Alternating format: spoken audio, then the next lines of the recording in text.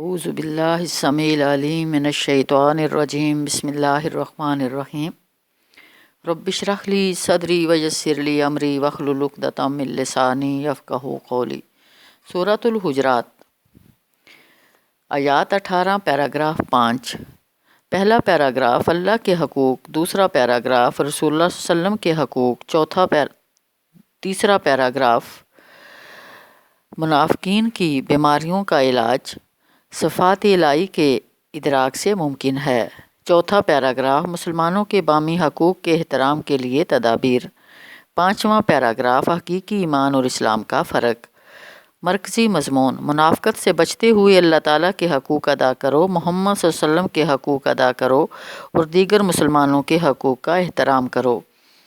زمانہ نزول: سورۃ الحجرات ایک مدنی سورت ہے جو فتح مکہ کے بعد 9 ہجری عام الوفود میں نازل ہوئی، جب بے شمار قبائل مدینہ آ کر مسلمان ہو رہے تھے۔ سورۃ الحجرات کا کتابی ربط پچھلی سورت الفتح میں فتوحات اور مال غنیمت کی خوشخبری تھی اور منافقین کو اخلاص عمل اختیار کر لینے کی نصیحت کا مضمون تھا۔ یہاں اس سورت الحجرات میں بتایا گیا ہے کہ یہ اخلاص عمل منافقت کو ترک کرنے، اللہ اور رسول یعنی کتاب و سنت سے پیش قدمی نہ کرنے، اللہ کے حقوق، رسول صلی اللہ علیہ وسلم کے حقوق، مسلمانوں کے باہمی حقوق اور اعلیٰ اخلاق کا مظاہرہ کرنے سے ہی حاصل ہو سکتا ہے۔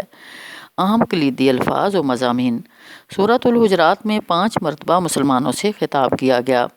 اس سورت میں یا ایھا الذین آمنوا آیت 1، 2، 6، 11 اور 12 کے الفاظ سے کچے مسلمانوں اور منافقین کو 5 مرتبہ خطاب کیا گیا۔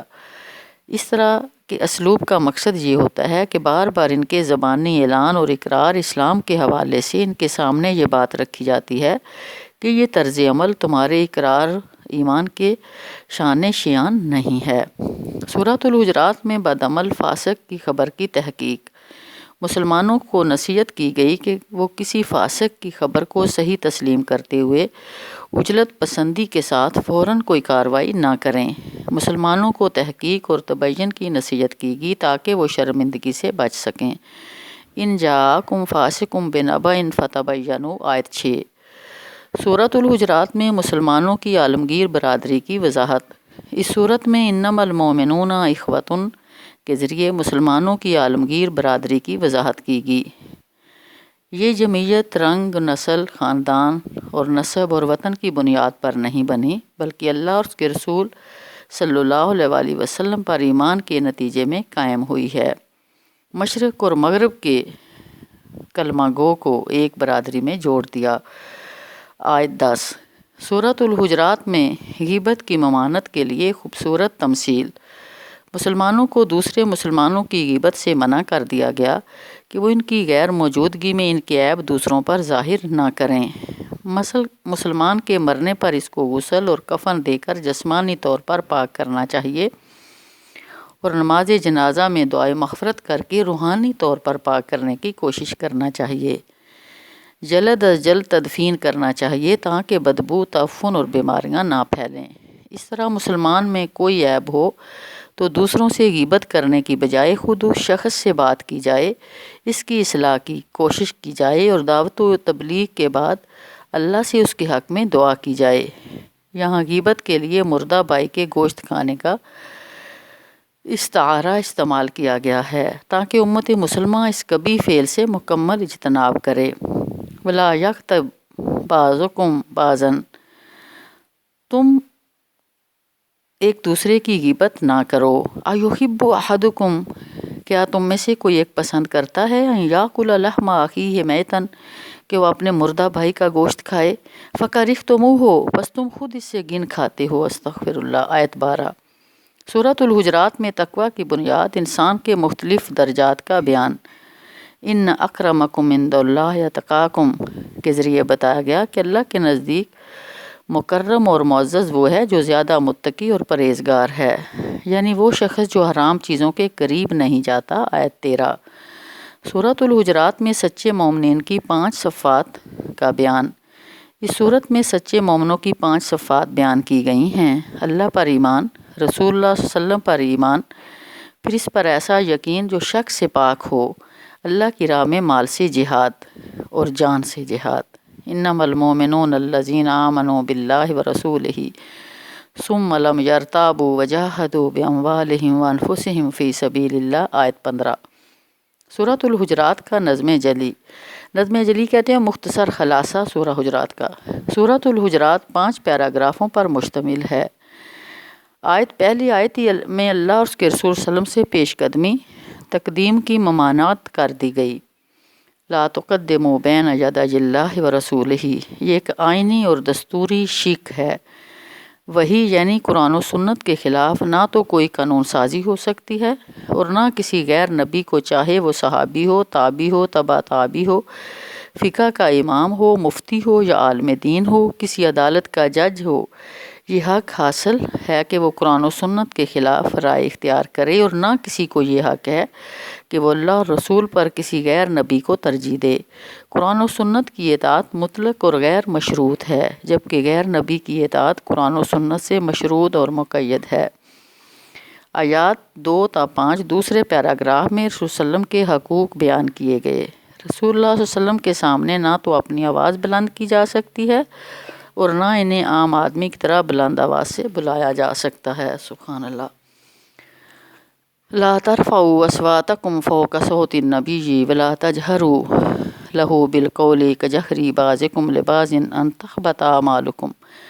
رسول اللہ صلی اللہ علیہ وسلم اور ان کی حدیث سے اپنی آواز اور اپنی بات کو بلند کرنے کے جرم میں اعمال ضائع ہونے کا اندیشہ ہے۔ استغفر اللہ۔ آیات 6 تا 13 تیسرے پیراگراف میں مسلمانوں کے بامی حقوق بیان کیے گئے۔ مسلمان کسی فاسق کی خبر پر بلا تحقیق اعتماد نہیں کر سکتے۔ ان جاءکم فاسق بنبأ فتبینوا، مسلمانوں کے باہمی قتال کی صورت میں خاموش تماشائی بننے کی بجائے عدل و انصاف سے مصالحت اور فیصلہ کرنا چاہیے۔ فَأَصْلِحُوا بَيْنَهُمَا فَإِن بَغَتْ إِحْدَاهُمَا عَلَى الْأُخْرَى فَقَاتِلُوا الَّتِي تَبْغِي حَتَّى تَفِيَّ إِلَى أَمْرِ اللَّهِ، وہ آپس میں بھائی بھائی ہیں، ان کے باہمی تعلقات کو درست کرنا اور درست رکھنا ضروری ہے۔ انما المؤمنون اخوة فاصلحوا بین اخویکم واتقوا اللہ لعلکم ترحمون، ایک دوسرے کا مذاق اڑانے، لا یسخر قوم من قوم، لان تان کرنے، عیب لگانے، ولا تلمزوا انفسکم، برے القاب سے پکارنے، ولا تنابزوا بالالقاب، بدگمانی کرنے، اجتنبوا کثیرا من الظن، ٹو میں لگنے اور تجسس کرنے، ولا تجسسوا، اور ایک دوسرے کی غیبت کرنے، ولا یغتب بعضکم بعضا، منع کر دیا گیا۔ آیت 12 ساری دنیا کے انسانوں سے خطاب کر کے انہیں یہ حقیقت سمجھائے گی کہ اللہ نے خاندان اور قبائل باہمی تعارف کے لیے بنائے ہیں۔ اللہ کے نزدیک نسب اور خاندان کی اہمیت نہیں ہے، بلکہ تقوی اور پرہیزگاری کی اہمیت ہے۔ انا خلقناکم من ذکر و انثی وجعلناکم شعوبا وقبائل لتعارفوا ان اکرمکم عند اللہ اتقاکم، آیت 13۔ آیات 14 تا 15 چوتھے پیراگراف میں اسلام اور ایمان کے فرق کو نمایاں کیا گیا۔ بدوی اور دیہاتی مسلمانوں کو بتایا گیا کہ وہ فتح مکہ کے بعد اسلام کے سیاسی غلبے کے نتیجے میں اسلام کے آگے جھک گئے ہیں، لیکن حقیقی ایمان ابھی ان کے دلوں میں راسخ نہیں ہوا۔ لم تؤمنوا ولکن قولوا اسلمنا ولم يدخل الایمان فی قلوبکم، آیات 16 تا 18 پانچویں اور آخری پیراگراف میں منافقین کو خالص ایمان اختیار کرنے کی ہدایت ہے۔ منافقین کو اللہ کا استاد بننے کی بجائے خالص ایمان اور عمل اختیار کرنے کی ترغیب دی گئی۔ اتعلمون اللہ بدینکم، منافقین اپنے ایمان کا احسان اللہ اور رسول پر رکھتے تھے۔ انہیں بتایا گیا کہ ان کا اللہ پر کوئی احسان نہیں ہے، بلکہ اللہ کا ان پر احسان ہے۔ آخرت میں بتایا گیا کہ منافقت کا علاج اللہ کی کامل صفات کے ادراک سے ہی ہو سکتا ہے۔ یمنون علیک ان اسلموا قل لا تمنوا علی اسلامکم بل اللہ یمن علیکم ان ہداکم للایمان، اللہ عالم الغیب ہے، وہ نجتوں اور اعمال دونوں سے پوری طرح باخبر ہے، اس لیے کامل اخلاص کے ساتھ اللہ اور اس کے رسول صلی اللہ علیہ وسلم کی اطاعت کی جانی چاہیے، وہ لوگوں کے اعمال کو دیکھ رہا ہے۔ سبحان اللہ۔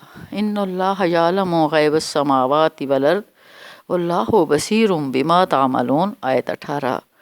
مرکزی مضمون: منافقت سے بچتے ہوئے سچے مومن بن کر اعلیٰ اخلاق کے ساتھ اللہ تعالیٰ کے حقوق، محمد صلی اللہ علیہ وسلم کے حقوق اور مسلمانوں کے بامی حقوق ادا کرتے رہنا چاہیے۔ اللہ تبارک و تعالیٰ نے مشرق اور مغرب، جنوب اور شمال کے تمام کلمہ گو کو ایک لڑی میں پرو دیا اور فرما دیا انما المؤمنون اخوۃ، ایک عالمگیر برادری میں امت مسلمہ کو جوڑ دیا۔ اللہ ہمیں اس کا پاس اور لحاظ رکھنے کی توفیق عطا فرمائے۔ وآخر دعوانا الحمد للہ رب العالمین۔